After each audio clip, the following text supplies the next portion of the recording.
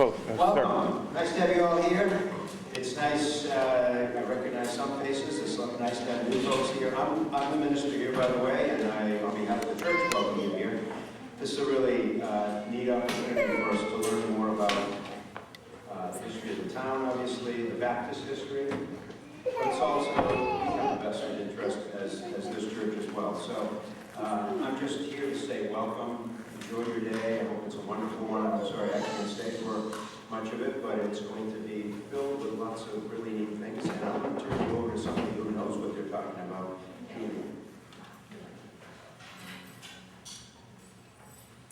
Welcome. I'm Julia Telefano, and I'm president of the Barrington Conservation Society. And on behalf of the society, I welcome you. Thank you. Can you hear me? Can you hear me now? Yeah. Too much? Okay. I'd particularly like to thank the Reverend Larson and the Congregational Church for allowing us to use this space, and for all of you for taking time out of your busy schedules to join us this morning. Nockum Hill is one of the last major tracts of open space in Barrington, although paradoxically it was also the site of one of the earliest settlements of Europeans on Nockum. 2 years ago, our gang of 4 sprang into being when Nockum Hill was being threatened by increasing development. There are 2 clues to the significant history of this area, were the Allen West House dating to the mid-18th century, and a granite marker somewhere near the site of the Baptist meeting house dating back to the 1600s. When the gang of 4 approached the board of Barrington Preservation Society with a proposal to research this area, and particularly the meeting house, which had probably been destroyed as early as 1675, we thought they were a little crazy. But between them, the gang of 4 hold more than 10 academic degrees in history, theology, architecture, and planning, and we were not about to argue. As they reported back to us on their research through the municipal records in Swansea, Barrington, Warrington, and Warren, as well as the Baptist church records, it became increasingly obvious that the settlement at Nockum Hill was significant, not only to the development of the region, but also to the history of religious freedom in the United States. In September, the Rhode Island Historical Preservation and Heritage Commission voted unanimously to recommend the listing of the Allen West House in the National and State Registers of Historic Places, and that was based on the research of the Gang of 4. That same Gang of 4 is here today with our forum speakers, and they are Reverend Dr. Charles Hartman, the retired 46th pastor of the First Baptist Church of Swansea, Massachusetts. He holds a Master of Divinity from Colgate-Rochester Crozer Theological Seminary and a Doctor of Ministry from Andover Newton Theological Seminary. He's co-author with Dr. William Brackney of a recently released transcript of early church records entitled First Baptist Church in Swansea. He's an adjunct professor at Roger Williams University and Bristol Community College, as well as president of the Massachusetts American Baptist Historical Society and a board member of the Rhode Island Baptist Heritage Center. He will be our first speaker. Dr. Burton von Edwards has a degree in history from Harvard, a master's degree from Drexel, and a PhD in history from the University of Pennsylvania. Van was the principal catalog librarian at the John Carter Brown Library for 10 years and is now teaching a class in Western Civilization at RISD and a series of classes in medieval history and European history at the University of Rhode Island. He has a long list of publications to his credit. He's a past president of the Barrington Preservation Society and is currently our treasurer. Dr. Nathaniel Lane Taylor has a BA, MA, and PhD in medieval European history from Harvard University. He's taught at Brown, Harvard, Babson, Trinity, and the University of Kentucky. Nat is a professional genealogist and a fellow of the American Society of Genealogists. He and his wife Julie have spent the last several years meticulously restoring the late 18th century General Thomas Allen House at 20 Lincoln Avenue in Barrington, and he is currently vice president of the Barrington Preservation Society. Elizabeth Sergeant Moran has a BA in Architectural Sciences from Radcliffe College, a Cornell University and has studied at Harvard's Graduate School of Design and the Rhode Island School of Design. She has worked as a city planner in Providence and Pawtucket, and for 27 years at the Rhode Island Historical Preservation and Heritage Commission, where she is author or co-author of a series of historic preservation surveys of Warren, Bristol, and Barrington. Bonnie is the past president of the Barrington Preservation Society and past chair of the Barrington Planning Board. She will be serving today as our forum moderator, and I will turn the program over to her.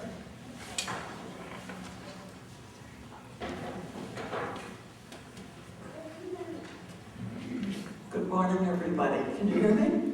I have sometimes an allergy.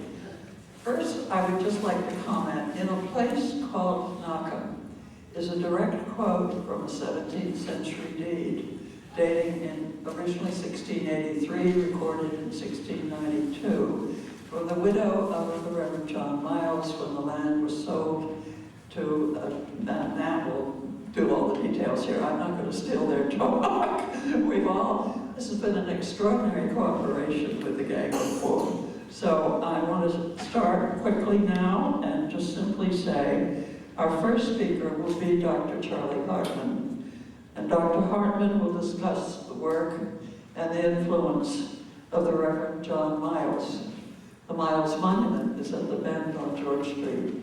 And Miles is a Welsh pastor who fled England to seek religious tolerance in the New World, only to be expelled from congregational reform.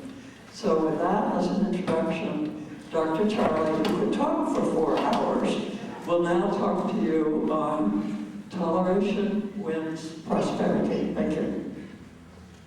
It is a privilege and a pleasure to be with you. It's a privilege and an extraordinary pleasure to work with these people.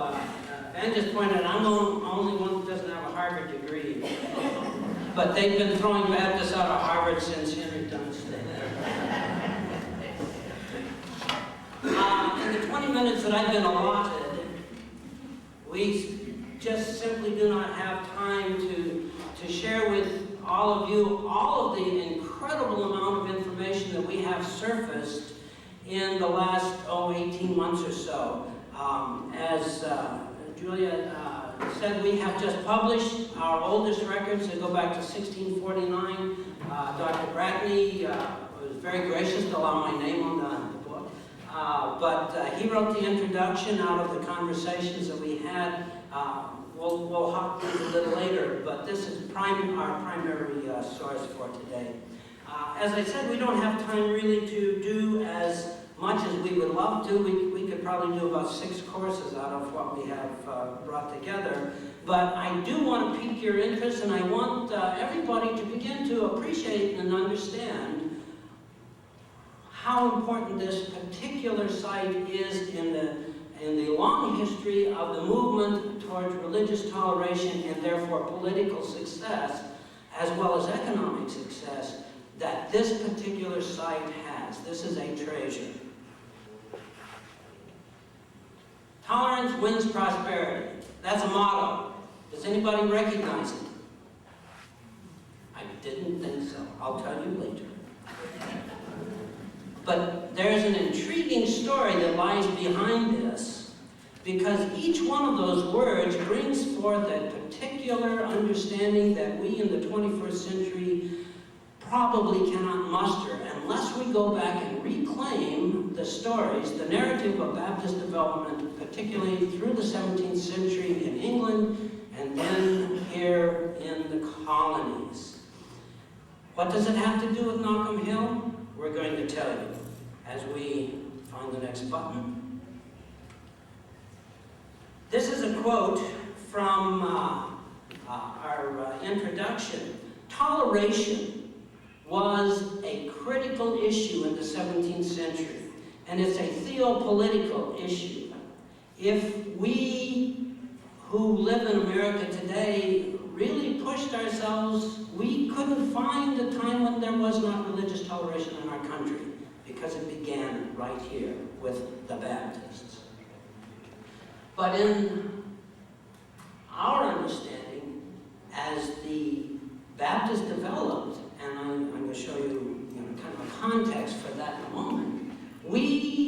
began to understand that John Miles, who was our founding pastor, stood in the company of many more very well-known people. Roger Williams, who was a Baptist for about 3 months.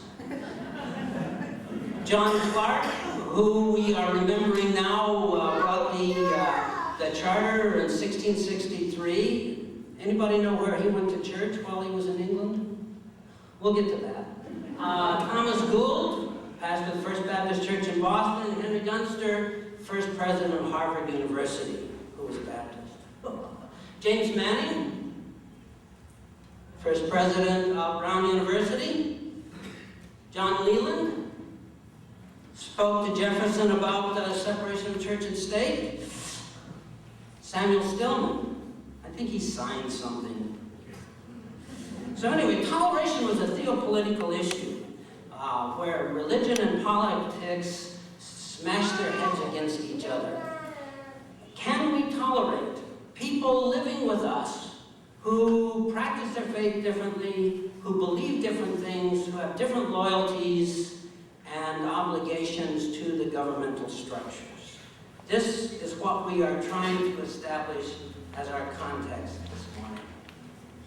I want to talk a little bit between history and heritage. Most people, particularly students that we have, we're going to learn about history. They go, oh boy. But history is more than just the dates and the facts and the persons and the events that we would like to remember. That's why we have computers now. What we really want to talk about is the heritage. And heritage is all the operative values that we utilize in our behaviors and our social relationships that we may not know exactly where they came from. As I mentioned earlier, that whole sense of tolerance, religious tolerance, is something we kind of assume now. We're going to look a little bit at the backstory. This is kind of the history piece. Baptists emerged out of that conversation to begin at the Reformation. The primary motivation in the Renaissance was to go back and look at the original sources, to go back and read the Greek, to read the Latin, to go back and bring forward the meanings that were still appropriate hundreds of years later. So, out of the Renaissance, and that, as most of you, I'm sure, are quite familiar, out of that ferment of intellectual discovery, the Reformation came. The primary movement of the Reformation was to go back to the original sources, to the scriptures. And so the Protestants began to say, the supreme authority in our lives are the scriptures. Well, there's a problem here. If you have a state that says the supreme authority and the supreme interpreter of your faith is the king, there are some that are going to disagree. They're going to become dissidents. They are going to become reformers. They're going to become nonconformists. They're going to separate themselves out of that normal, accepted, socially orderly schema. So these are the Baptists. 1608, Thomas Helwys and John Smith founded a congregation of General Six Principle Baptists. We're going to discover there are two kinds of Baptists. General, who assumed a general atonement, everybody's going to get saved, and the particular Baptists who said only those who God has elected are going to be saved. 1649 is a critical date because that was kind of the culmination of the English Civil War, which was a theopolitical war. And that's when Charles I lost his head. That's the picture up there. Cromwell's protectorate was then fully in place. The figure that we're working with today, John Miles, became a part of the government after 1649. He also became a Baptist, and it's very difficult for us right now to describe exactly who was and who was not a Baptist because there were so many positions in flux and changing rapidly that some would be for the Church of England one time, and sometime they would be nonconformists even a couple of years later. 1662, 1660, the the restoration of the monarchy. By 1662, they passed the Acts of Conformity. Again, the Baptists are going, whoa. So it's at some place in 1662 that John Miles comes out of England and comes to this area, sometime after August 24th of 1662. In 1649, after Charles I had lost his head, Miles went to the Glasshouse Church in London. As near as we can tell now, the Glasshouse Church in London was the central missionary focus of people who were particular Baptists, who then began to go to various places, not only in England, but also in the colonies. It is there that the particular Baptists formed this model, which we will eventually see in place in the colonies.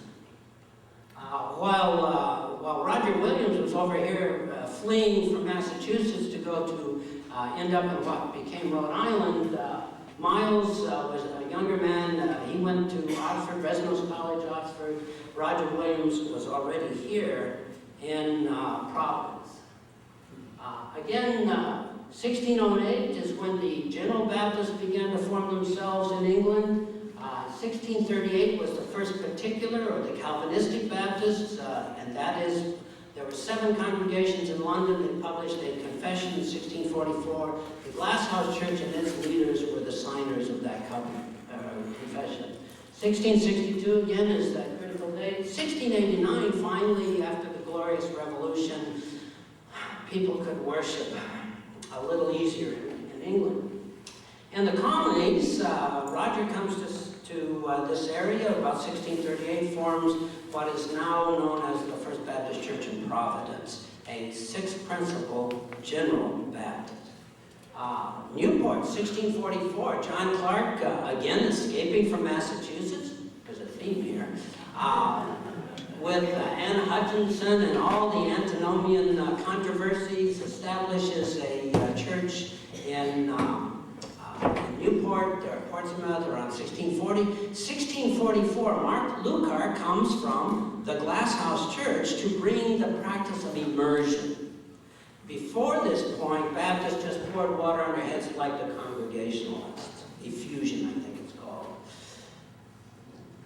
And then, in 1665, after we organized ourselves, there was a congregation formed in Boston who was in full communications with those Swansea congregation. This is kind of a rough diagram. The little blue pentagons are the General Baptists.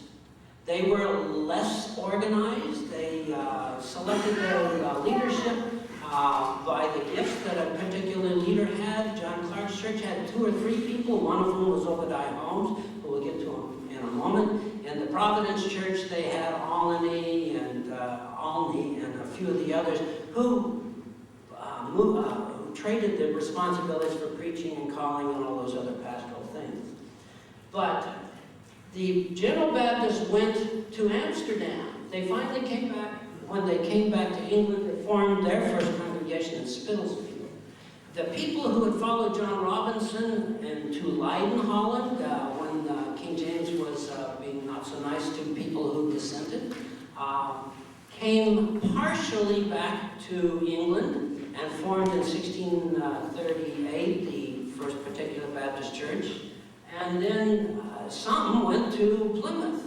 And the person who we particularly will focus on that came to Plymouth from the Leiden community is John Brown. We'll get to him in a minute.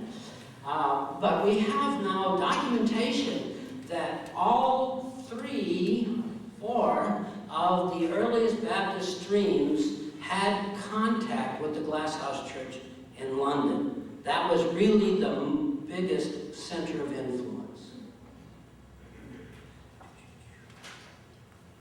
This is the path to Nockum Hill. Now that we see a little bit of what was happening over there, we can begin to see that the people who started being Baptists and to gain Gainsborough, Scrooby area. They split. Some went to Amsterdam, some went to Leiden. Then, as the political turmoil continued in the 17th century, a wonderful century, John Brown came to Plymouth. John Brown was supposedly the cousin or grandson of Robert Brown, who was one of the early non-conforming dissenters. Brownists were named after him. He came to Rehoboth. Rehoboth was a town and a congregation formed by Samuel Newman. He named the town Rehoboth as a wide place suitable for gracious living, rough translation from Hebrew, and so it became Rehoboth. Within his congregation there was a guy, his name was Obadiah Holmes, who was described by scholars as pugnacious. A lot of Baptists get these kind of reputations. And so he and Samuel Newman had a little fight. There was a group formed around him that included James Brown, John's son. That becomes more useful as we see who becomes our constituent members. Eventually, Miles had to leave. 1662, the ejection. He comes to Rehoboth.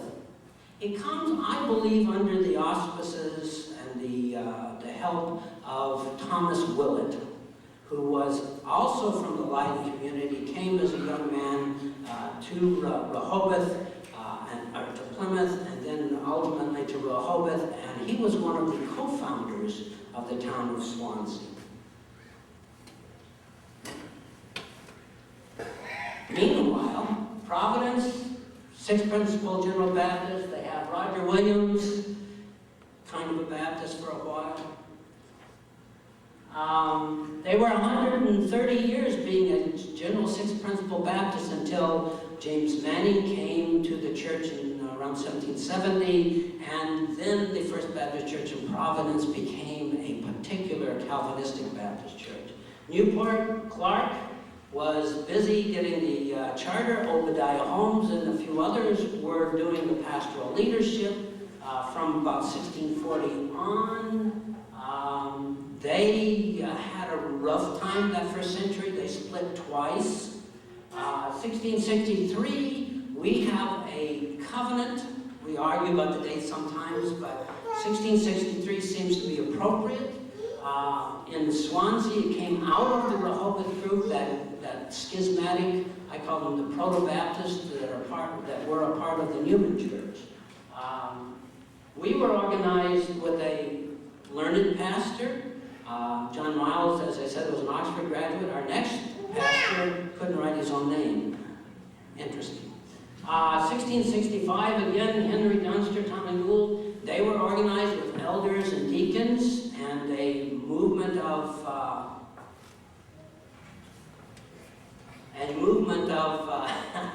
he's showing me the time. And the movement, anyway, 1680, Charleston is the next Baptist church. Scriven is the pastor there, and he was baptized by John Miles. This is another quote from Baptist in Early North America, Volume 1, where we talk about the centrality of the Swansea location as we begin to form those long-term relationships with the other congregations. This is the genetic proof. These are words from our covenant.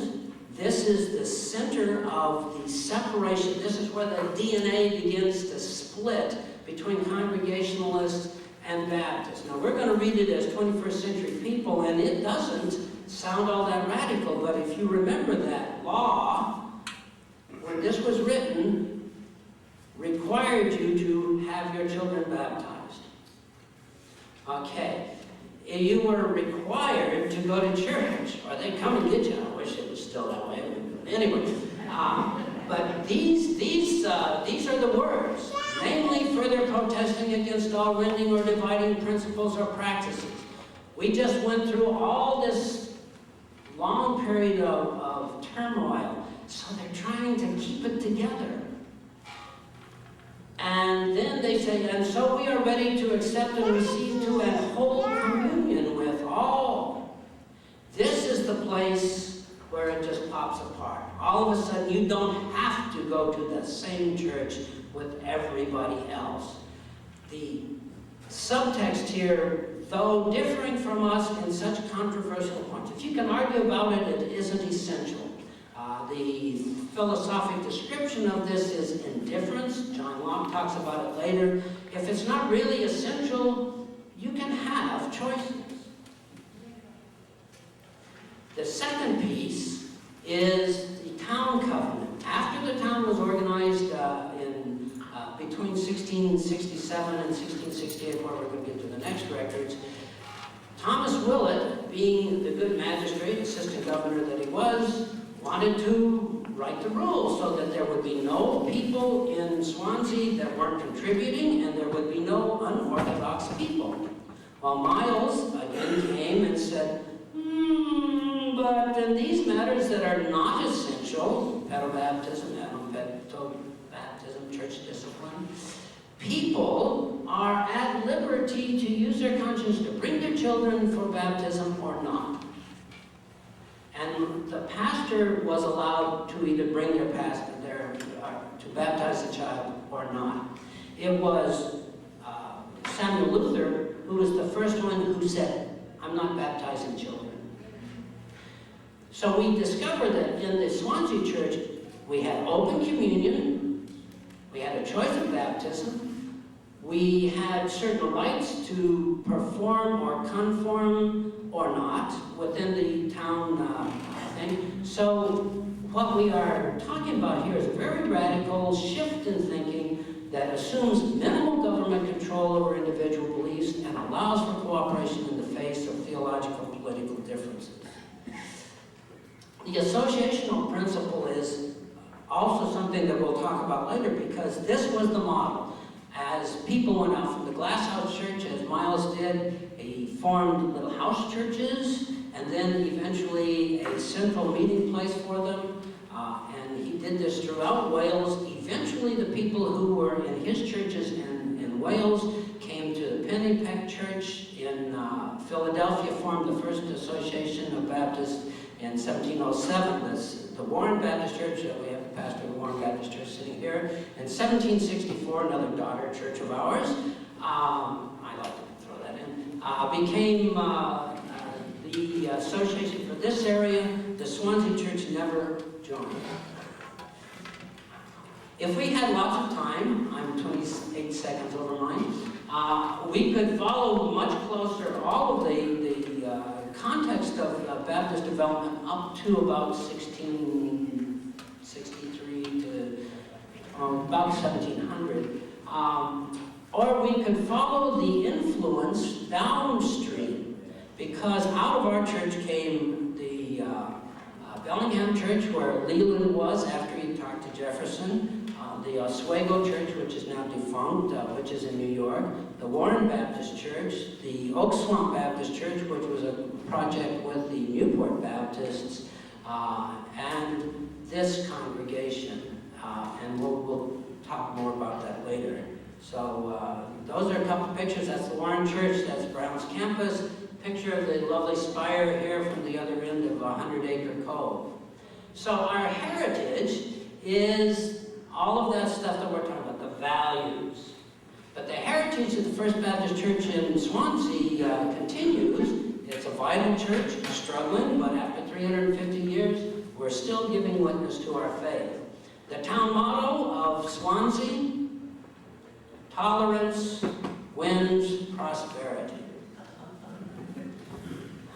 The prosperity went both ways away from Swansea. It's not as prosperous as it was in the earliest days, but that theopolitical problem of tolerance is what we really celebrate today. That is eventually embodied in our national constitutions through discussions from Leland to the Danbury Baptists, and on we go. And today, if you look at the news, religious and political tolerance are still the issues which we face not only within our own country, but also within our world. Welcome to a place called Nockum.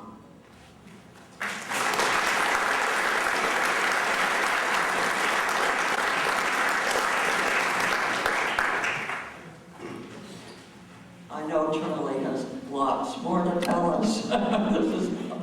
Thank you so much. Our second speaker is Van Edwards. Now, Van has spent hours reading the unpublished town records, not church records, town records, town of Swansea.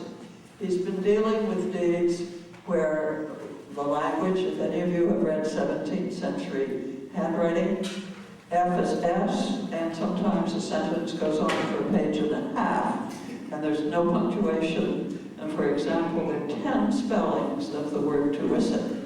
So Anne is going to, he's co-author of the significant section for our final National Register document, and we've all shared a lot of jobs, but his specialty is on the settlement of the Baptist small community at Nockum Hill, and then what happened. So it's my pleasure to turn the mic over to Van Edwards.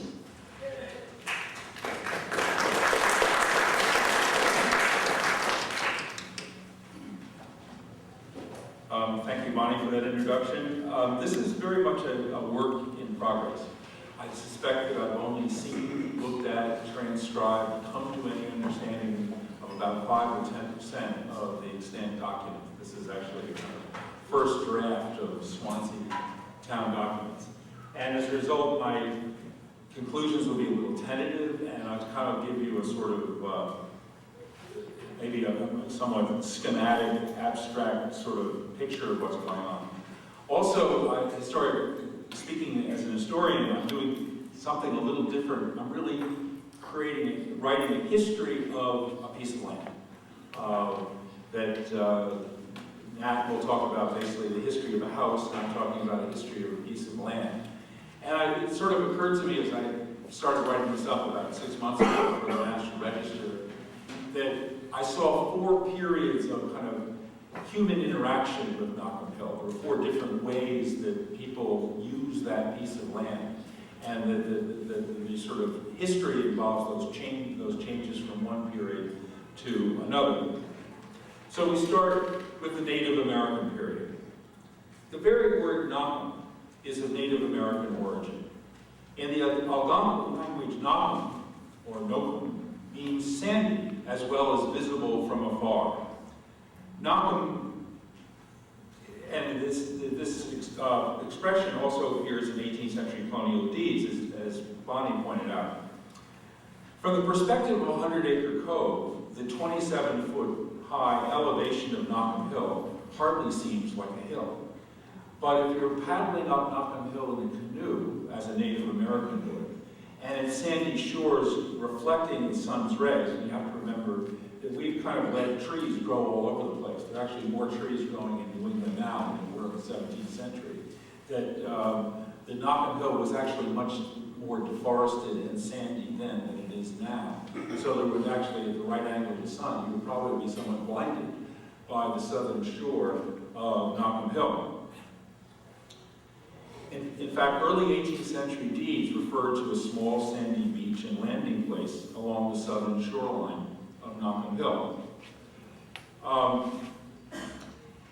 In fact, what the Native Americans saw in Nockum Hill was one of many agricultural clearings that dotted the coastal plains of New England and very much impressed the early settlers. They expected to see a total forestation, a wild landscape, and in fact they found numerous sort of agricultural plots sort of laid out for their own use, so to speak. Little do they know that many of the Indians who had raised corn there had actually died in the previous 10 years due to various epidemics. So the Native Americans were primarily using these agricultural clearings to raise corn. Sometimes they would move off the land, move seasonally to a different place to, for instance, get protein by hunting. Sometimes they would stay there year-round. Nockum Hill, because it was on the water and had abundant fowl and shellfish resources, very likely may have been a year-round settlement. But usually after about 7 or 8 years, the land would be agriculturally exhausted, and then the Indians would have to move on to a different place. So they sort of practice a sort of migratory sort of agriculture. In addition, Nockum Hill is located near an old Native American trail leading to the Plymouth area. This trail may be preserved in the link between Nockum Hill, the waiting place, which is where very soon we will talk about the building of Miles Bridge, and the highway to Mattapoisett that was so much talked about in early Swansea, a kind of east-west road that links some of the settlements in Swansea. Okay, the second period of development, what I call the Rehoboth period. The period of exclusive settlement by Native Americans came to an end in 1641, when the Wampanoag station Osamequin sold 8 square miles of land to John Brown and Edward Winslow, representing the proprietors of Seacom, soon to be renamed Rehoboth. Included in the sale was the 100 acres of back marsh lying on the south side of the bounds of Rehoboth, now called by the name of 100 acres to the use of the said town. Of course, we're looking out at the lower end of that 100-acre code as I talk. From this point on, new settlers to Rehoboth were frequently granted 2-acre lots of salt marsh on Nockum Hill, along with their home lot on the Ring of the Green and their upland and meadow plots elsewhere in the 8 square miles of Rehoboth. Unlike the Native Americans, the English concentrated on livestock grazing, which created increased demand for hay, especially salt marsh hay. This may explain the addition of the Nockum Hill area to the original deed of purchase. It is significant that there was no provision for English settlers to actually dwell at Nockum Hill. Actually, now I got the wrong slide. Oh, sorry, this was up when I was talking. Okay, this is actually a mid-19th century map.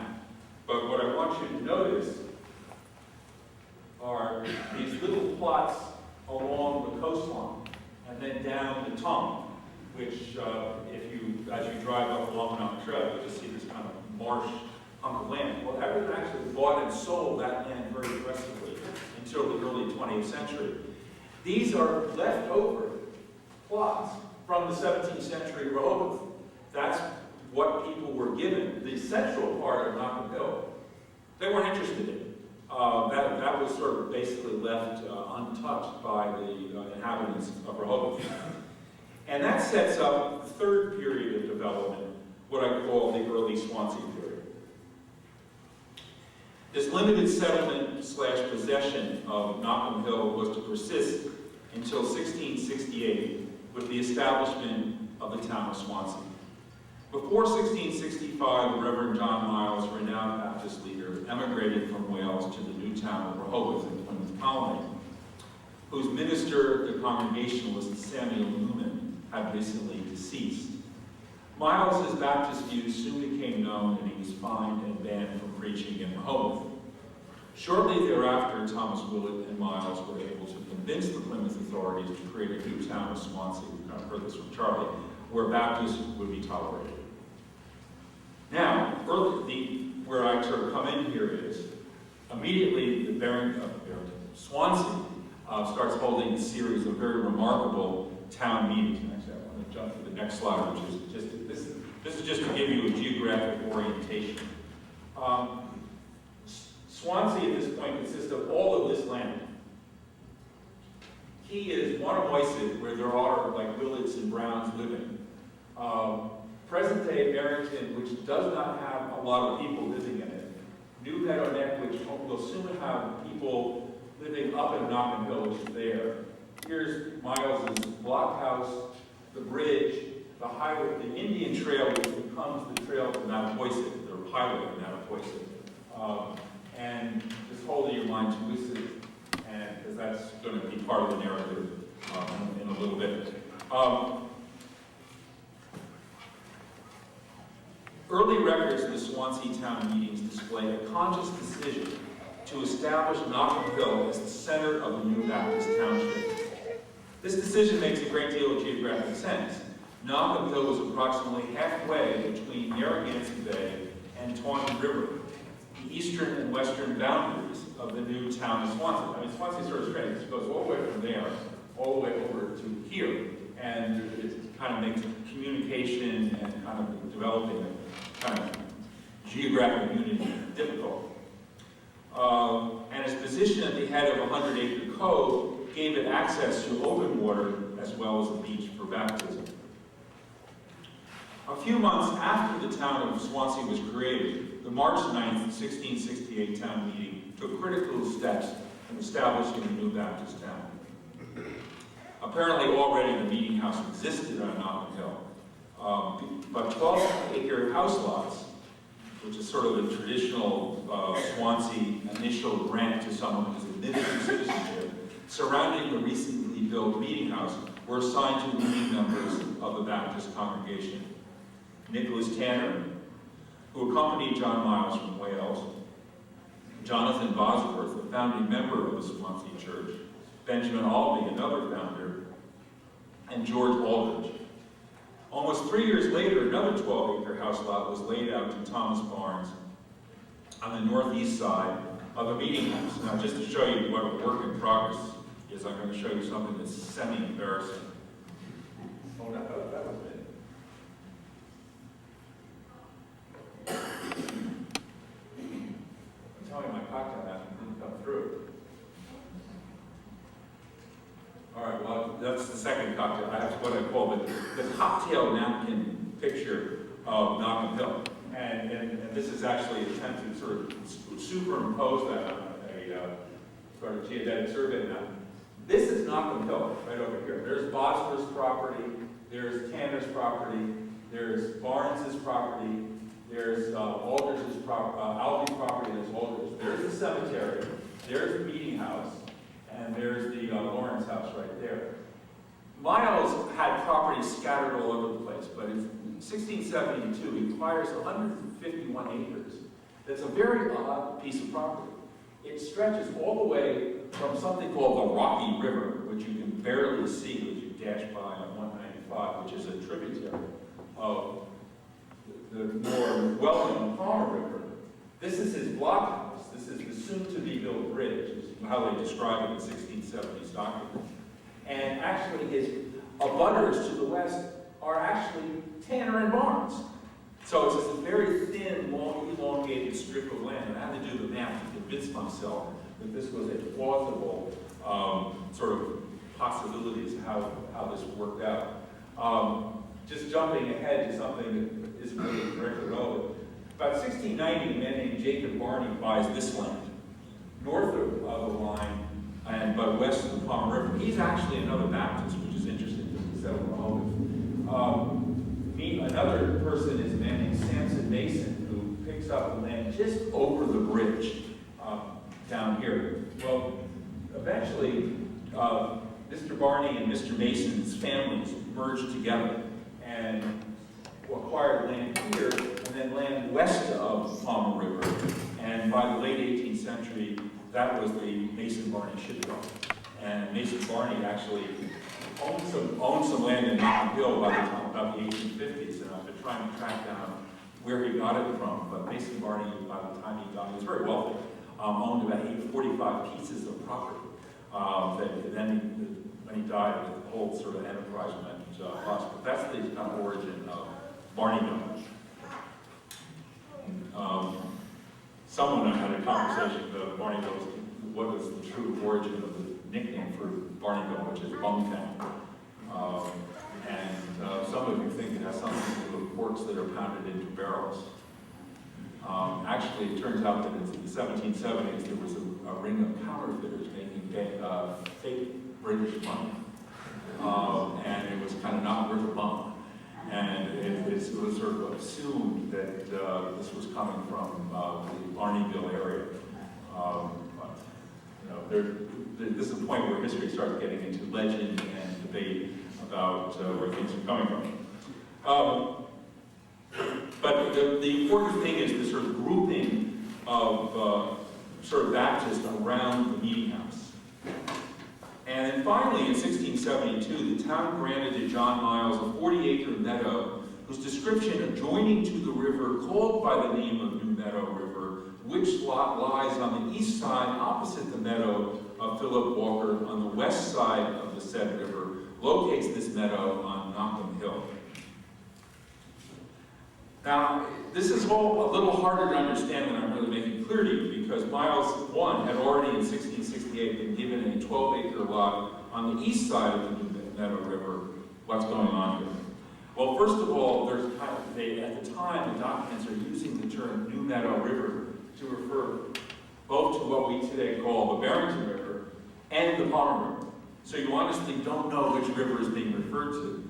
We know that when Miles dies and his widow sells this land to Philip Squire, we get a new description of the property. And that makes it clear that Philip Walker's meadow is on the west side of the, what we call the Barrington River, and that the 40-acre plot that's really kind of right there and is actually part of the land that is on which the Lawrence House stands is really what's being talked about here. Although John Miles did have this sort of east shore of the Palmer River was kind of a popular place to pick up for Swansea to distribute land at this time. I'm still trying to figure out what World's End is. It's the place mentioned in deeds. I did actually find Labor in Vain Creek, which is it's in fishing guides, and that's it's not won't work, but it's actually Somerset. That is a name that's pretty contemporary. Rocky River has now been transformed into Rocky Run for some reason. It looks like a pile of mud to me. You can't even get near it as far as I can tell, unless you start wandering through the marshes of the river. In December of 1699, the town asks that a highway be laid out from the new meeting house by Jonathan Bosworth's house to the water, that means to the west, that short distance to that landing place, and in the other direction up to the intended bridge, today's Miles Bridge. So I assume that road kind of follows the sort of Warren Avenue, Barneyville, well, it's actually Warren Avenue all the way up to Barneyville. So that road goes, that's Warren Avenue, and then it loops up when it hits this and curves up. So that's the Ridge Road. My feeling is that what we call Old Providence Road may not be as old as that the true route from the west to the east was dropping down at Monroe Corner, which is this is historically important, down what we call Warren Avenue, and across passing by Nockum Hill, which then would have been more centrally located, with George Street just literally being a path to the meeting house that was then extended into a sort of thoroughfare all the way to the shore. So this is where that road would be, which is actually sort of the path at the Doug Rayner Preserve. That is actually kind of a sort of identified highway in the mind of 17th century Swansea.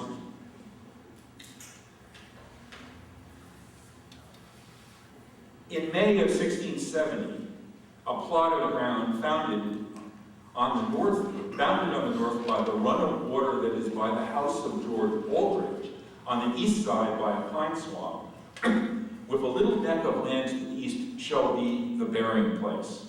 Well, that's pretty hard to translate into reality, but it is actually describing the location today of the Nockum Hill Cemetery. And I suspect that I have the X down here, but I think the X really belongs up here. Yeah, in relation to that water. And you see the Aldrich plot of land.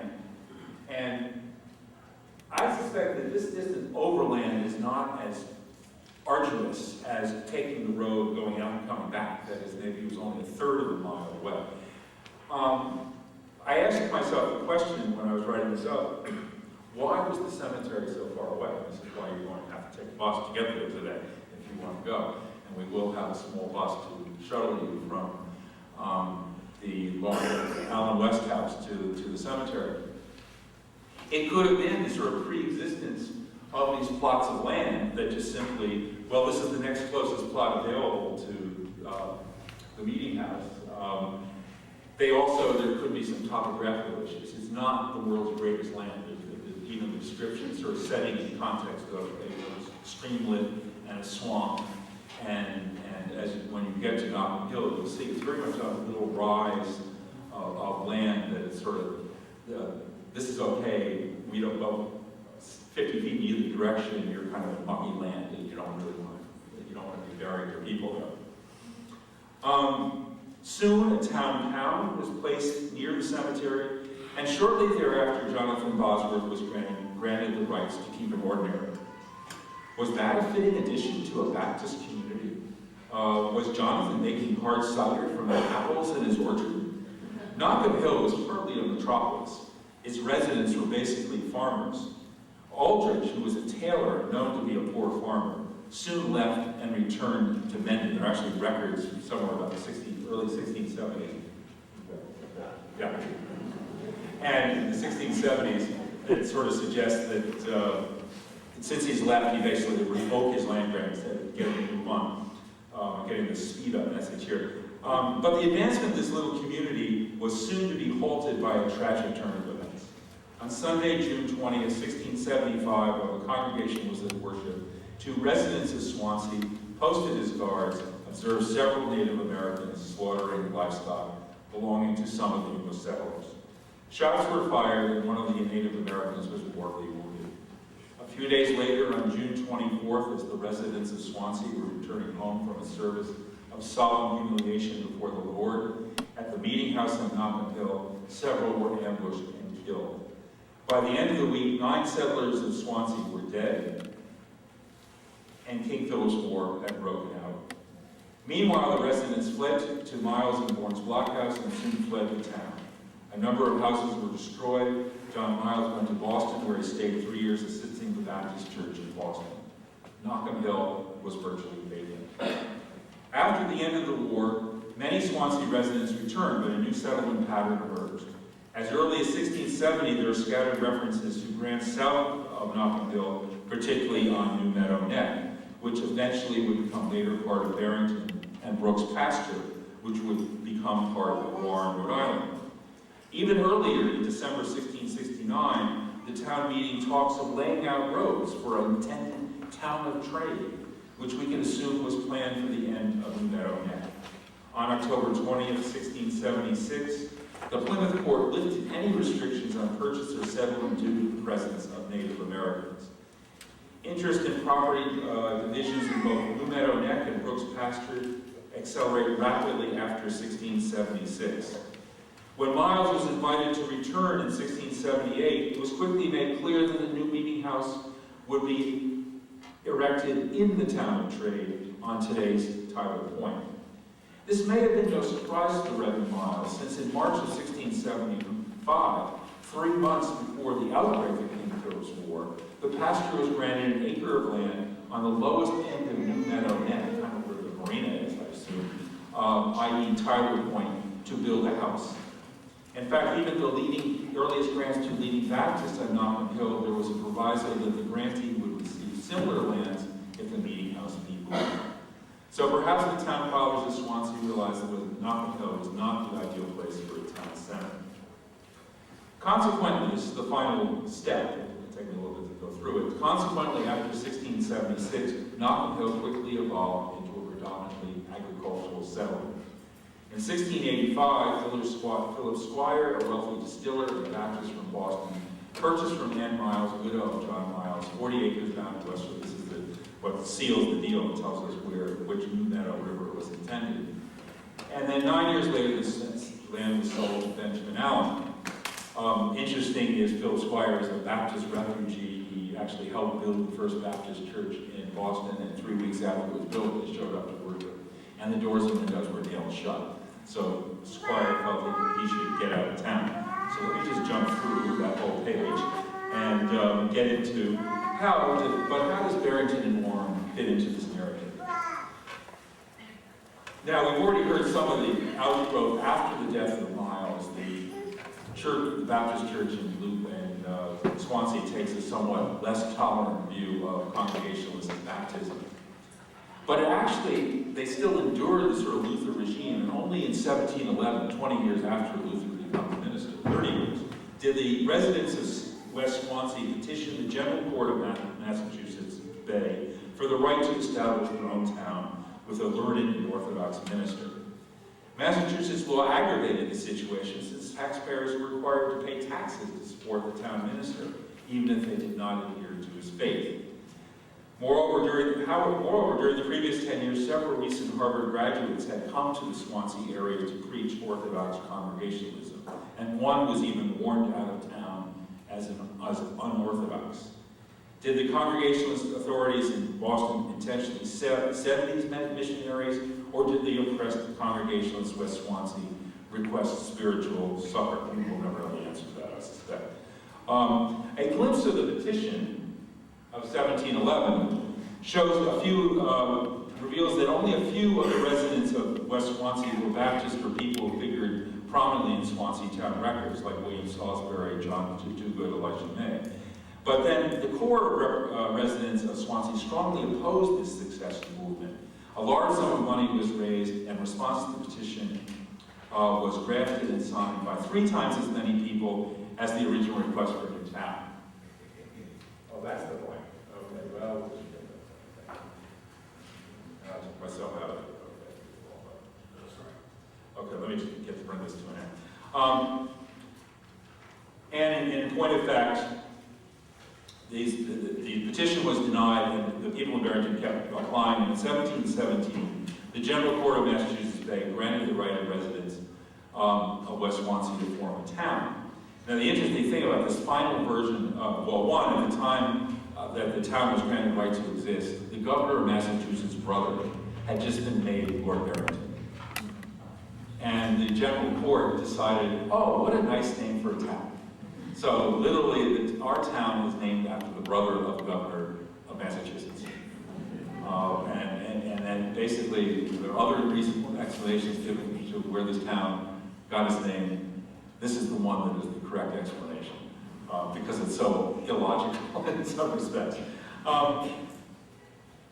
Now, part of the final petition of the residents of Swansea asked the new town to include Warnweiset, that western part, Riverside, New Meadow Neck, and Brooks Pasture. The favorable reply mentioned only Warnweiset and New Meadow Neck. What about Brooks Pasture?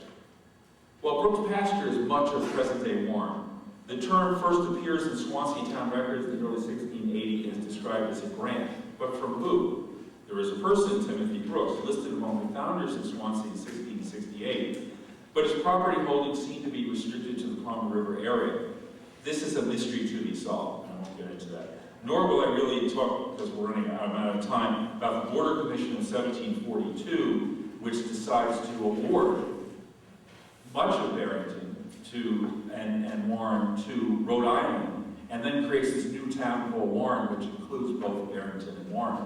So Barrington is put out of existence in 1747. Also, I sort of lost this in the shuffle here. If you look at the flyer for this, you'll see a map of Barrington, Massachusetts, 1717 to 1747. That is larger than today's Barrington. We lost Carneyville and we lost Riverside in the process, and then we actually lose our identity for 23 years until we get it back in 1770. And I'm just going to end there. That basically, Nockum Hill becomes kind of depopulated and just sort of becomes dominated really by the farm of the Allen family, and Nat is going to talk about the farm, the building itself, or the land.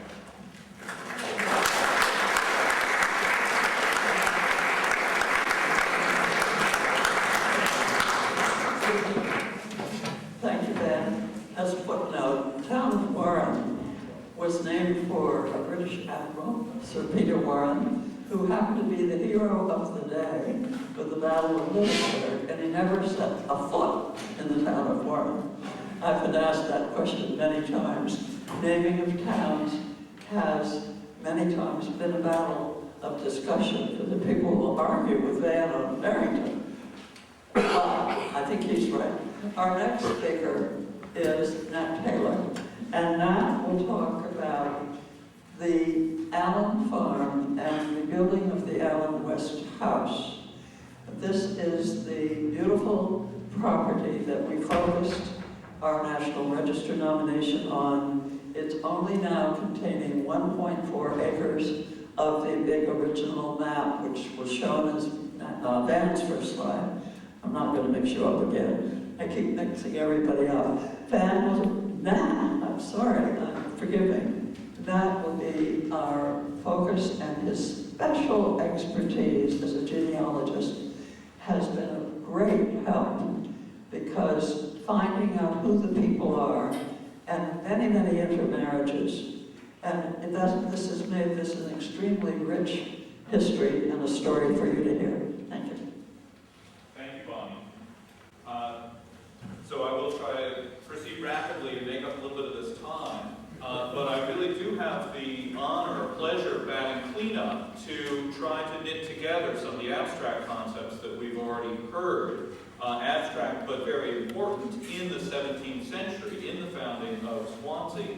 But what do we have left today? What is the legacy, the physical legacy in Nockum Hill? And I wanted to come back to images that you've already seen, the aerial view here, and the property, the Allen West House, lies right in the middle. If we focus out again, we have the, you see that this is all Google satellite imagery, you see the distinctive shape of all these peninsulas that amount to the whole of the Swansea, what was designated as the town of Swansea. Everything south of the line that separated Rhode from Swansea in 1667, which was very, very sparsely settled. Nockum Hill was chosen as the nominal origin point, or center point of the town of Swansea, because there was a pre-existing meeting house built there before any of the first settlers had been carved out home lots there. Because it was so close to the line, all the people who had been forbidden to preach and to listen to the preaching of Reverend Miles in Rhode didn't want to have to walk very far when they crossed the line for their weekly meetings. That's why in the spring of 1667, there was already a little meeting house on this sandy hill overlooking the marsh before anybody lived there. And it's too bad for us that the thing doesn't still exist. But the legacy that we do have is one extremely important and extremely interesting 18th century house, which is the last vestige of the home lots, the settlement around this short-lived meeting house. So once again, starting outside with the highest, kind of broadest reach, zooming in to Barrington, to New Meadow Neck, Hunter Cove, here's the tongue that Ben pointed out. This marshy land was extremely valuable, it was useful, because the settlers could harvest stuff to keep their livestock alive, and they didn't have to lift a finger to actually cultivate it. It's that salty marsh grass, which was the most important commodity for the first generation of settlers in this area. Zooming in further, we come back to Nockum Hill. And you see here something that's important. If you look at this area as a whole, Peavy's Neck, most of Barrington, and then New Meadow Neck, you see how developed it is. Nockum Hill doesn't have that development. And one of the reasons is the simple geographic legacy of the political changes in the 17th and 18th century that drew a political boundary diagonally across New Meadow Neck and isolated Nockum Hill from the rest of Barrington. So to get from where the meeting house was to where the burying ground was, they're both in Barrington, but you have to walk out of state and around the corner and down the road and then back into Barrington, back into Rhode Island to get to them. It's that kind of political isolation that has served Nockum Hill and the Allen West House very well. We're zooming in on it here, and we see still cultivated farmland. This is the last commercially cultivated farmland left within the town of Barrington now. And it's a legacy of this long period after Nockum Hill had lost its role as a center and a center of worship and had become farmland. Just again, here for reference is the Rehoboth town line across the top of the map. And then here for reference is the Rhode Island state colony line, which was imposed on this area in 1747. And that shows how this little triangle of land was effectively isolated.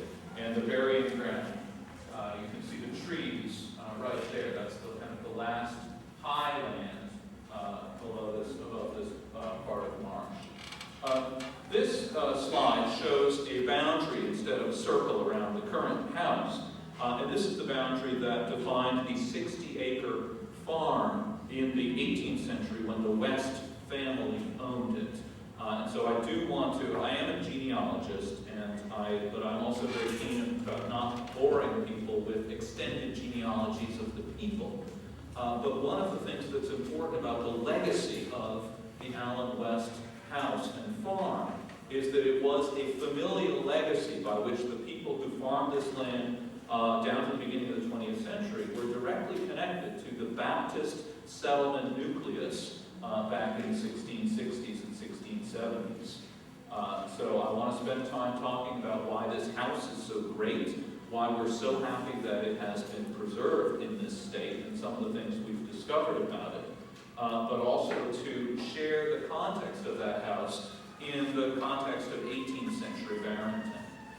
The house, as it survives now, probably dates to about 1763, when Joseph Allen, whose father Benjamin had been the first Allen to buy into this area. He was a son-in-law of Philip Squire, who was a son-in-law, was the husband of a niece of Nicholas Tanner, who was one of the men who had accompanied Reverend Miles from Wales to Swansea.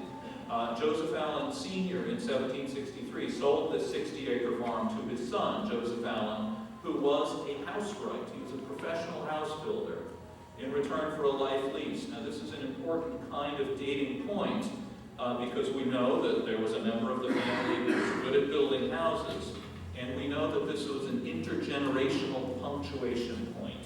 The father sold the farm to his son in return for being allowed to live there.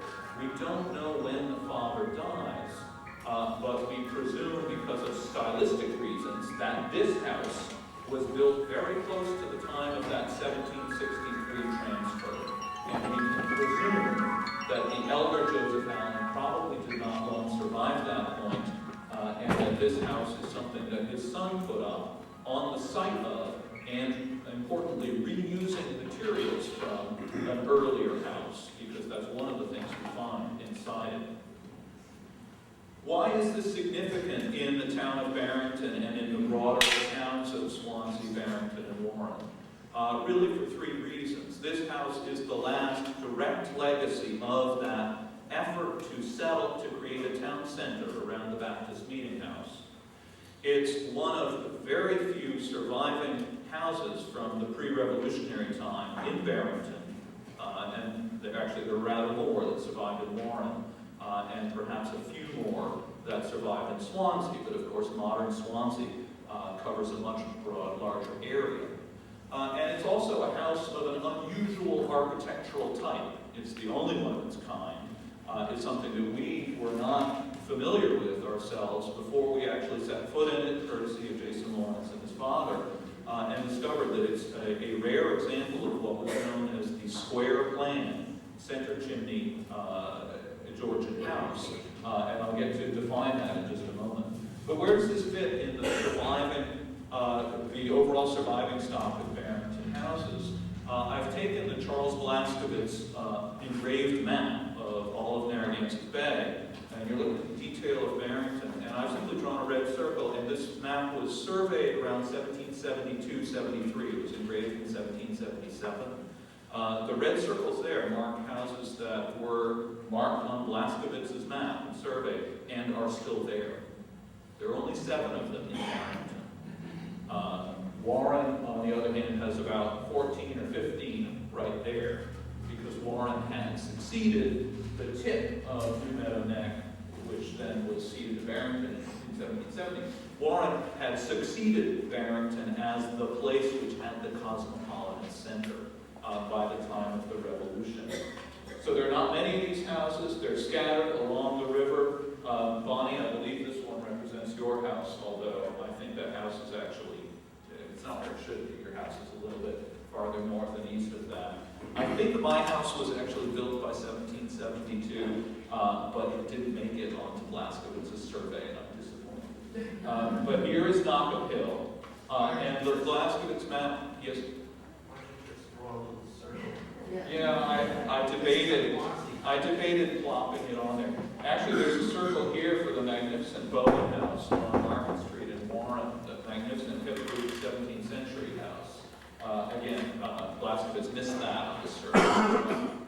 But here's Nockum Hill. You can see that the other 18th century pre-revolutionary houses were farther south. The ones that survived were farther south. And it includes one of the house, the Thurber whatchamacallit house that used to be the rectory for the White Church. Now here, please don't be alarmed. I really just wanted to be sure I underscore the connections from Nicholas Tanner, who was one of Miles's original companions back in Wales.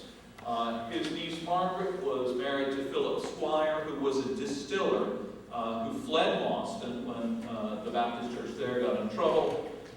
Benjamin Allen came to this area as Philip Squire's son-in-law, and it's another aside, a genealogical aside.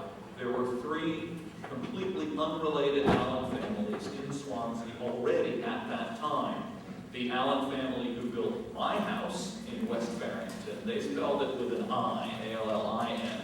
And there was another John Allen who was, and here it gets even worse, because he was an early Baptist follower of Reverend Miles. And when I started this project, I was confident that the Allen family that owned Jason's house at Nockum Hill would be descended from John Allen, one of Reverend Miles's early congregants. But no, they weren't. They're descended from this Benjamin Allen, who was the son-in-law of Philip Squire, who bought some of the land that had come through the Tanners from Reverend Miles's own widow. By this time, the Nockum Hill had been abandoned as a center, and it was essentially useful only, and it changed hands only as agricultural lots, 40 acres and above, as we'll see.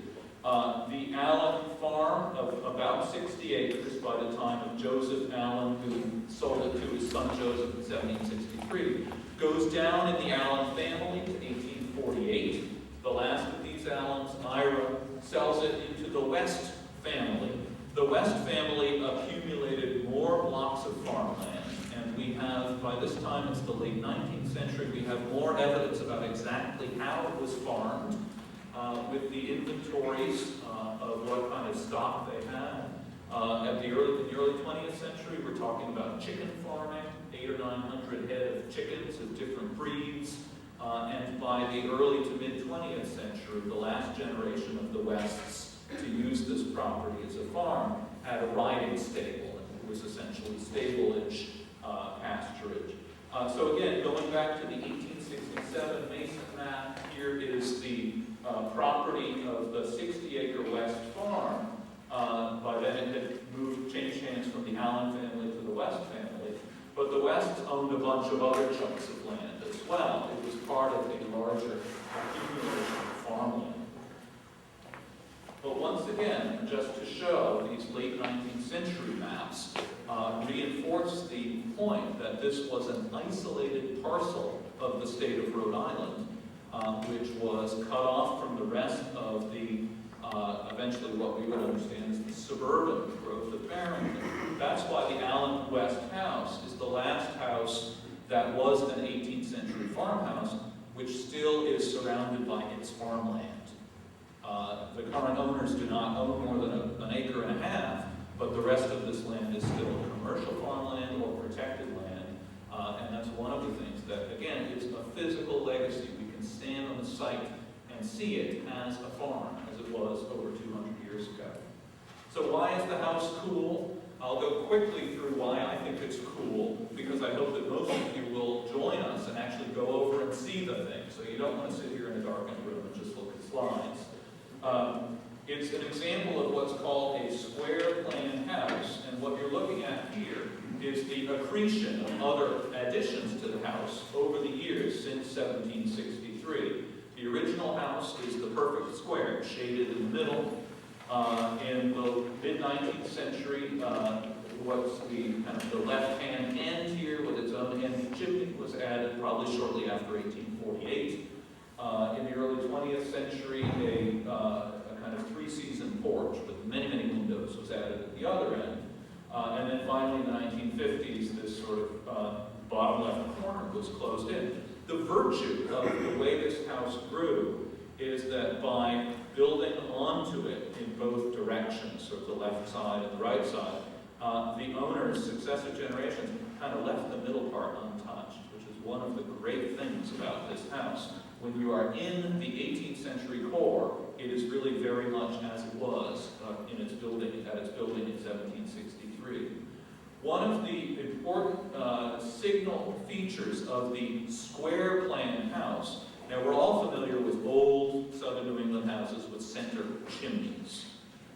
This is a very kind of economical, poor man's center chimney house because the square plan house is built with a chimney mass in the middle of the house, but not kind of walled off in a separate, separately framed bay or section in the middle of the house. The chimney mass, as you see, actually occupies part of one of the rooms of the house. There are fewer posts involved in constructing a house like this. If you want to go out and build one yourselves, you only need 9 hand-hewn oak posts instead of the 12 or more, which is required for every other type of center chimney house.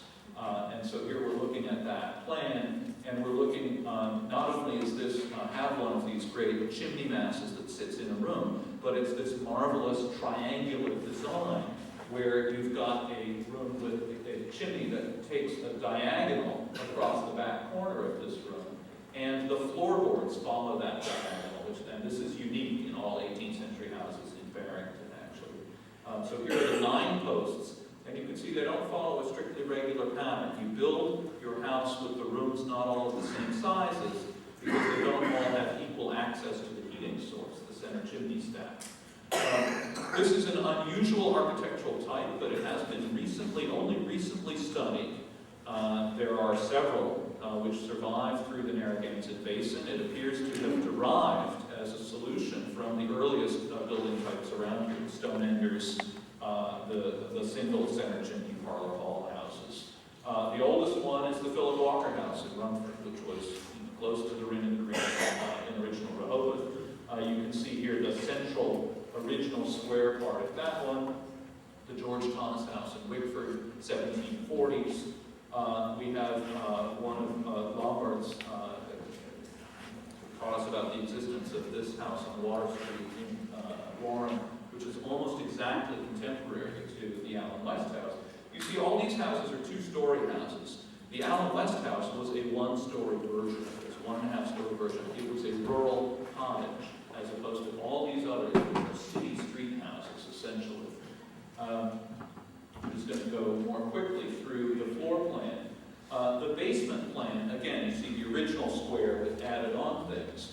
The part under the triangular chimney mass is not excavated, and this is, again, another point in favor of it being a newer house built on the site of an older house, which perhaps had this very, very low, simple crawl space foundation. And when you're actually looking through holes in the foundation wall into this, one of the interesting things you see, and I don't know how clearly you can see what's going on here, this is a massive girt. It's one of the central beams under the first floor of the house. And behind it runs diagonally, a very interesting diagonal girt that supports the flooring in front of the hearth of this diagonal chimney. One of the things you can see on this girt in the foreground, though, is these notches, these cutouts. Those are notches for joists, but the notches are on the underside of the girt. This girt has been reused from an earlier house, and it's actually larger in its cross-section. This is almost a foot square, this piece of oak. And this is much larger in cross-section than the girts used in typical houses built by the 1760s. They realized they didn't need to overbuild them quite that badly, and the girt posts, the posts and girts were usually by then only about 7 inches square. So this looks like a piece of one of the first houses in Nockum. It's been reused here. I'm going to just very, very briefly prefigure some of the other things you might be interested in seeing this afternoon. The magnificent diagonal chimney and floorboards diagonally running this way. this room, it's the sort of the back parlor here, has many, many very, very telltale features of 1760s interior woodwork trim. The cornice that goes all the way around the top, goes all the way across the chimney mast and around the crown molding, goes over the surviving exterior window. Of the first floor exterior windows, it's the window in this room with the magnificent chimney, which is completely original, and it's my favorite. And I also appreciate, Jason, I appreciate the color scheme here too, in the crown molding. But this again, very indicative of breaking out of the crown molding over the window frame. This is a very typical Georgian beaded plank window frame. And you see a little gap here in the interior stop. This is the movable stop. This piece has been painted shut over 240 years. But it's supposed to actually, you are supposed to be able to work it in and out, so you don't have to use sticks to prop up your windows. There's another one of those, only one of them among the two other original windows on the second floor of the house that survive. Also in this room, some of the skeleton of the house has been exposed, and I think this probably happened in the 1920s. They took off the lath and plaster on this exterior wall, and you see the classic, again, the classic telltale construction technique of the 1760s. These vertical oak planks, a 5/4 oak about 18 inches wide, that run from sill to plate and girth. And in this room, these things are actually just left bare. The plaster and lath has been taken off, and it had to do with creating a larger opening through to the porch. Again, it's something to see. The beauty of this house is you can see much of the good finished woodwork, but you can also see the bones of the house, and it's a good combination that way. This is the exterior of the same original plank frame window in the same room, worth looking at. The front door has the same motif. The crown molding is broken out, the cornice, again, typical 1760s trim that is superimposed over the 20th century door frame, which was put right on top of it. But these are features, and here's the other original Georgian beaded, again, left, only the one on the left moves. The one on the right was designed to stay put inside the window frame, the original plank window frame. This was the best room. Actually, the room with the diagonal fireplace was not supposed to have been the best room, the room for show. That was this room with the magnificent floor-to-ceiling fireplace around. And this very interesting, it looks like a 6-panel door, taller than the usual 6-panel door, but it never had hinges. It's simply a removable panel so you could get and access the bricks at the back if you needed to. And that's where some enterprising person jotted down a memorandum of the number of times it snowed in November in some years. And one of the years that's visible is the year 1770. I think 1770, 1771, written in chalk crayon on the back of this door. It's still there. I think some days it's more legible than others. I don't know whether there's ectoplasm work there. That's all I'm going to do. I really just wanted to whet your appetite about this house. And I hope that what I've tried to do is visually tie together some of the political and religious themes that make this site so special. But we are very blessed to have the physical legacy survive as well as it does in the form of the Allen West House. And we're very thankful that gave us something to do to pour our energy into making sure that this got onto the National Register. Thank you.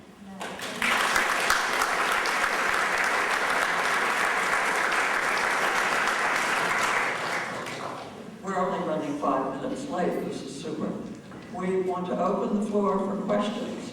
If any of you have a question of Charlie or Nat or Dan, would you come up or raise your hand and probably ask your question from the floor? Anyone got a question? Way in the back, come up. Do you mind coming up so we can hear you? No.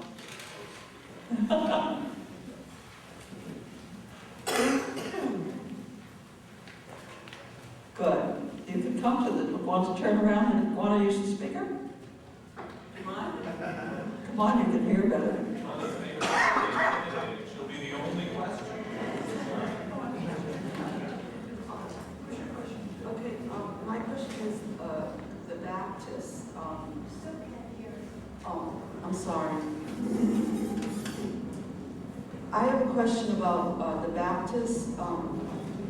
Because when I was listening to the lecture, I didn't quite get the, which is important to me.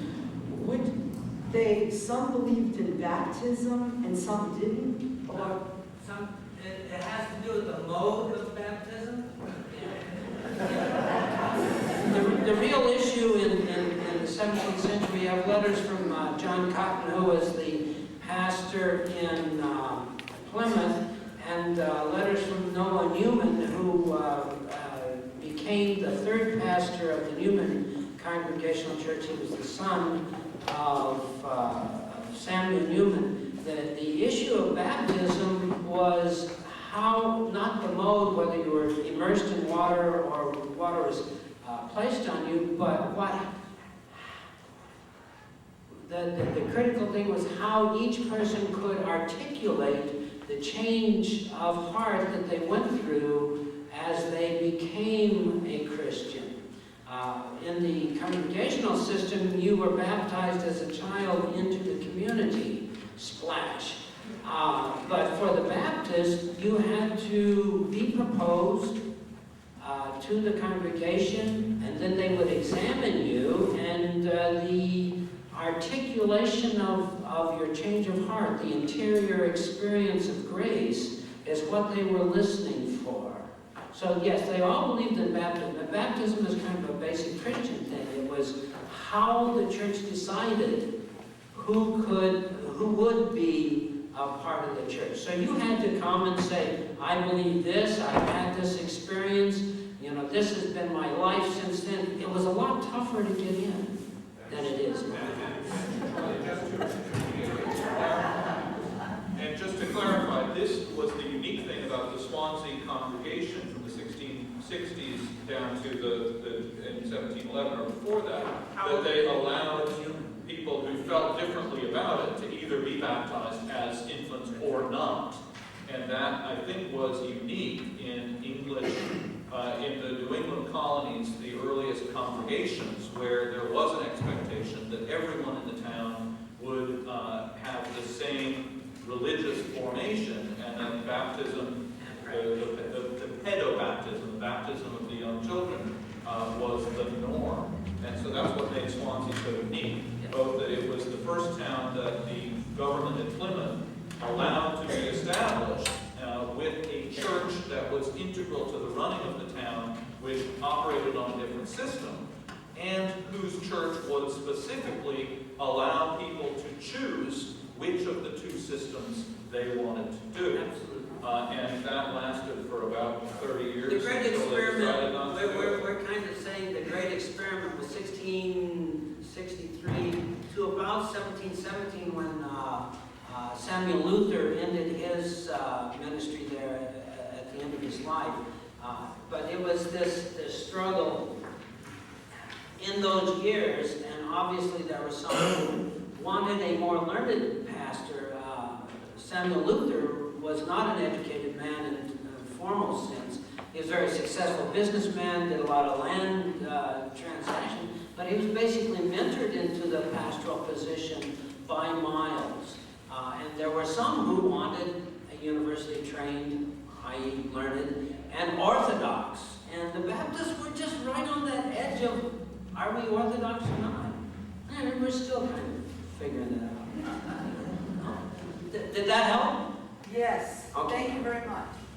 I just have a question. How does that relate to the Barrington congregational church? Oh, well, just to finish that, and this was, or Dan, if you want, I think summarize it though, but this is the point of the division of the community. I think the experiment, the willingness of the people wanting to use the two systems of baptism to do it together lasted until I think there were personalities involved, but then there were also the geopolitics involved of the desire of the folks on this side of the river to have their own community, their own religious center, and to have it conform to the rest of New England. So, but I think that what we're celebrating with Charlie is that period in which they were trying to all live together before the period in the 17 teens when they decided to have the rift.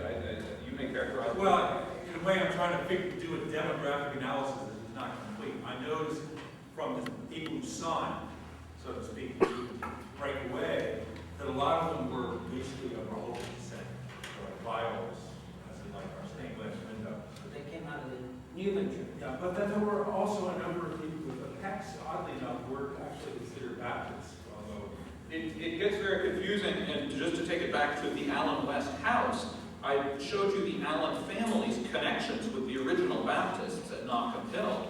But by the 18th century, the Joseph Allen, who passed the house to his son in 1763, they were staunch members of the Congregational Church by then, even though they had inherited their farmland from the Baptists, who by that time had picked up and left.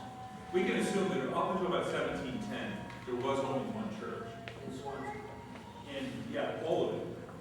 That this church seems to have had a beginning around 1710. This physical church. It's kind of mysterious because the first minister died before he actually came up with office. Because it's complicated, but they were becoming congregational, and then so you get the church first in town.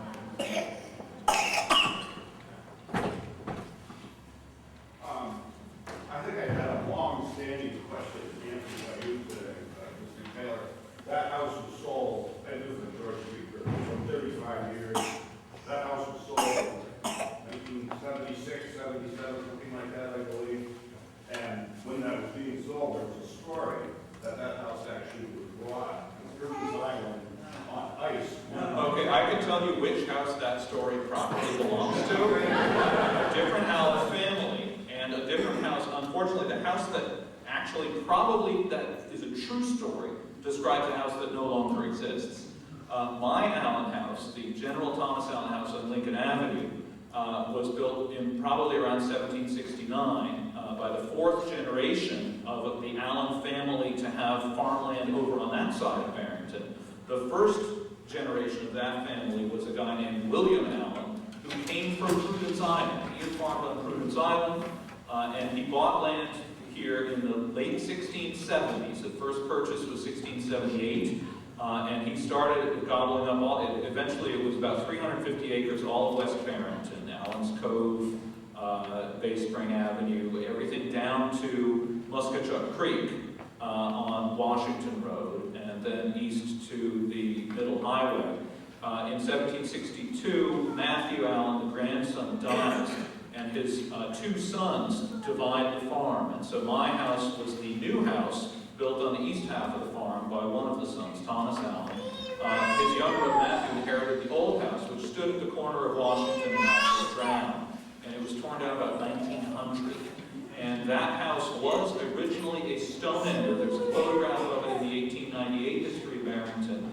And it was probably built with timbers dragged over the ice from Prudence Island because William Allen, the first member of that family, had picked up and left, brought the center of his operations. One of his sons stayed in Prudence Island, another one settled in West Bay.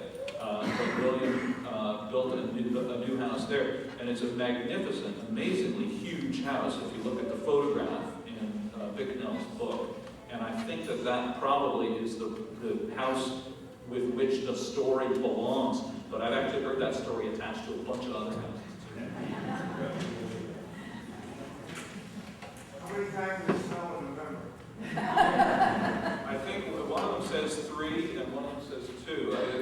It's only marginally legible. And you know, you get a couple of experts there and they all think they agree on what it says. And then a couple of weeks later, some of the same experts came through the room and they scratched their heads and said, I can't read it. So, yeah. I kind of have a couple of questions. You said after Phillips' war, the town, that area was essentially abandoned. Yeah. So did that include the cemetery? I mean, did the cemetery get lost? Was it stopped? When did it cease being used? Well, this is the thing. I mean, the area was depopulated, and then it was repopulated much more sparsely with farms. The Nockum Hill Burying Ground, if you're going to come and see it, the oldest, has a lot of extant 18th century gravestones, but it's a very small burying ground because it was founded in 1670 with probably a bunch of people buried there then. The oldest extant extant stone is from 1703. And it continued. There are early 20th century burials in it as well. But by then, it was not the town center burying ground anymore. So there's not a lot of people there. There's 4 or 5 families, a few dozen stones. My other question for you, you said the Allen West House was built by Ben Joseph Allen, I think you said. Is there any records of anything else he built in the area? Or was No, unfortunately, it's the deed from father to son that describes him as a house right, and it said that before the father sold the property to his son, it describes him as of Providence. And so that's actually one of the reasons that we have such a nice house standing in the middle of Nockum Hill, is that it was built by a guy who'd been building city houses. So there's good woodwork in there, there's good bones, but we have no records to go on about what actual houses that may survive he may have had a hand in. But because it is a good house with good detail, even though it is a 1.5-story farmhouse, it's very strong evidence that it was built by somebody who did that for a living, but it was built as his own, kind of. Yeah, you called it a poor man's house. Sorry? You called it the poor man's style. Well, yes, but I misspoke, because it's a poor man's stuck house in size, but actually with rich detail. Touching a little bit on that question, I wonder if you could talk about how the cemetery was created and whether there was a direct connection with the Baptist. And 2, I believe that Amos Allen, who was a contemporary cousin of Joseph, is credited with a number of the houses on Benton Street.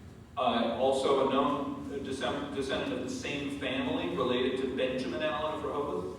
Okay, I wasn't aware of that. Thank you, Rick. I don't have, one of us may have brought the transcription of the people actually buried in Nockum Hill. Yeah, we have it with us. And it includes the families who farmed there, again, some of whom may have been Congregationalists and some of whom may have been Baptists. At its founding, in the town records in November 1670, it was clearly founded as the town burying ground, non-denominational. Of course, the established church then was the Baptist, was Miles's congregation. I don't think we've been able to say for certain that denominational leanings determine who would be buried there and who would be buried elsewhere going forward from the 18th century. It's a good question. During your digging around out at Nockum Hill, were any artifacts found from the meeting house? Digging around. We haven't actually done actual digging. The likely site of the meeting house is the parcel. I pocketed my pointer. Let's see. So this is the parcel of the house. This oblong parcel right here is a 3-acre parcel of pasturage. And it's clear from the 19th century testimony about where the meeting house had been that the meeting house probably stood right about here.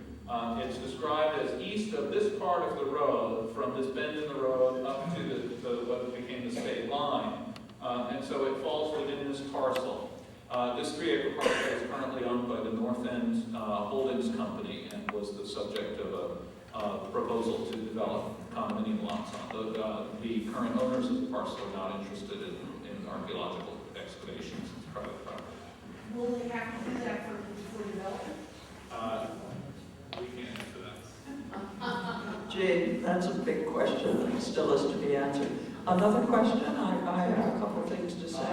One of the things that you said was Riverside, and it was part of Barrington. How did that get dropped off? It got dropped off in 1747 because the principle by which the border was established was, going back to the Charter of 1663, said 3 miles northeast of the northeasternmost point in Narragansett Bay. The Border Commission in 1742 decided that was Hyde's Hole. Of course, you don't know what Hyde's Hole is. Hyde's Hole is Barrington Beach. So you take a line geometrically 3 miles northeast and strike it. And then for some reason you come to a point and then they drop it back down at the right angle, and that cuts off Riverside against Riverside. Part remains part of Massachusetts at that point. Yeah, so it's in 1747, what had been part of Barrington, Massachusetts, which is now Riverside, became part of Seacon, Massachusetts, when Barrington became Rhode Island. Island. There'll be a test. I'm ready to give everybody a quiz. Okay. I'd like to wrap up, and each of us will be here for lunch. So if you have additional questions, please find Matt's table or Van's table, and Charlie, I'm not sure, and me. So we'll be very happy to talk to you, and continue the conversation. I'd like to put make a few comments on what it means to be on the National Register of Historic Places. This is our nation's honor roll of properties that are significant in several fields: history, archaeology, engineering, culture, and also categories. We have different types of buildings. We have sites, we have structures, and we have objects. It's a very formal program. Takes a lot of work to get on. Rick Greenwood is here, he just spoke. Rick is the Deputy Director for the Rhode Island Preservation Office and also is in charge of our National Register entries. We have completed the G4, have done the nomination. I think there's a copy out front. And I have been notified that it has been sent to Washington. Now, what does this mean? The federal government has, and these are very general statements, if you're on the National Register, and in Rhode Island we have a compatible state register. Some states have a state register of historic properties of a lesser or different set of criteria. In Rhode Island, the national and the state register are synonymous. When you are listed, it means that the property has been recognized as historically significant for planning purposes. General planning purposes, meaning your state, your federal, and your local boards. They know that you have a National Register property and you must consider its historic, architectural, or whatever specific category it has fallen into in the National Register criteria. It will make this property, and in this case we're talking about a house, that house would become eligible for any federal funds or state funds when available. And right now, they're not available. There is an effort to restore the homeowner tax credit, which is a Rhode Island tax credit for properties on the National Register. It's an income tax credit, and 10%, and it's complicated, but it is helpful in terms of restoration work that is overseen by the architectural staff of the Rhode Island Preservation Commission. It also qualifies a property for, and again, when available, grants. A long time ago, and I worked in the state for about 25 years, where sometimes there's extra money, and in our current world, there is no extra money. So we haven't got a grant program. The more recent one was called Meeting House, and the Second Story Theater in Warren got a grant that was a place where people come to meet and conduct activities at a different level, and they were eligible for state assistance in that one. What is interesting in terms, and Matt has alluded to the location of the development parcel that is under question. When you're on the register, it provides a limited, and I use the word limited with emphasis, degree of protection in the effect of any federally licensed project or federally funded project. That would be in terms of building a road, widening a road if you were using federal money or had to have a federal permit to do it. And it also includes not only licenses but funding. So if you're involved with funding, not only federal funds or state, the review process kicks in. To make sense of this, our nomination has been approved by the State Preservation Office and has gone to Washington, and if there's a shutdown, it may take more than 2 months for the National Park Service to get around to read it. And they get to read everything that you've heard today, so the review does take time. A couple of years ago, this building and the church that we are part of here today is in a National Register district that was judged eligible for the register, and in the process was done all this preliminary documentation, all although a final document was never written. But because it was preliminary, when they started to work on the lighting and the bridge in several stages, I can't go into detail on that because I was left the office at the time, Rick was there.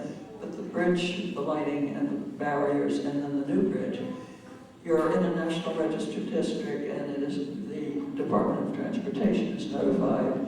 They then contact, and there's a several-step process to prove that you're eligible for the register and therefore subject to review for the impact. The impact could be too wide, too big, too large, whatever. I'm being a little vague on that because you have to have a specific plan to react to. But that is the review process. A lot of people asked, is this going to help Nockum Hill? It may help Nockum Hill's preservation. It may help continuation of the recognition that this site has extraordinary significance in historic terms to the town of Barrington. Now, we're walking our G14. We're not the first people to have studied Nockum Hill. And I brought with me a couple of comments.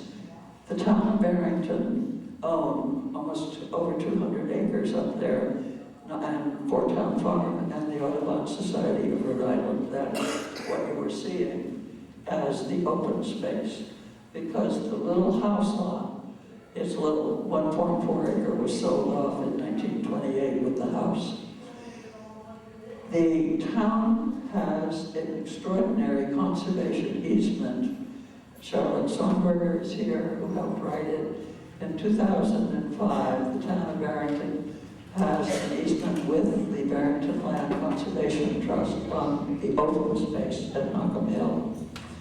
And they are very careful and very specific that this is to preserve the land and the surrounding waters to allow for the, I love this, optimal nesting habitat for the endangered northern diamondback terrapin. I got it right.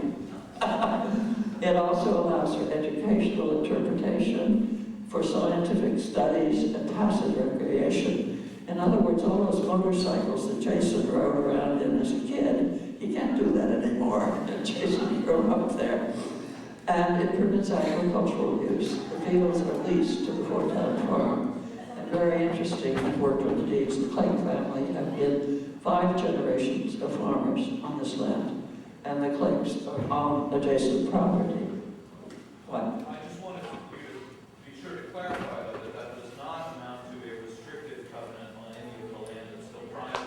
No, I'm talking about the land that's south of the house and is not the north side. The north side of George Street has been currently rezoned within the last year as R40 conservation.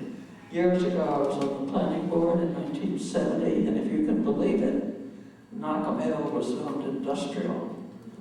We got rid of that. It went R25, and then we got better, it got R40, and now it's R40 conservation. There is a public effort to recognize the value of this open space, and the graphic behind me, the map, shows you how rare this is. So I want to read something to end. In the end of the conservation easement, there's a quote that I'd like to share with you that I believe Charlotte took from the Audubon Society. And this is talking about the management plan for Nockum Hill. And the quote, and it's under Rules for Refuge. This was a refuge for John Miles and the Baptists.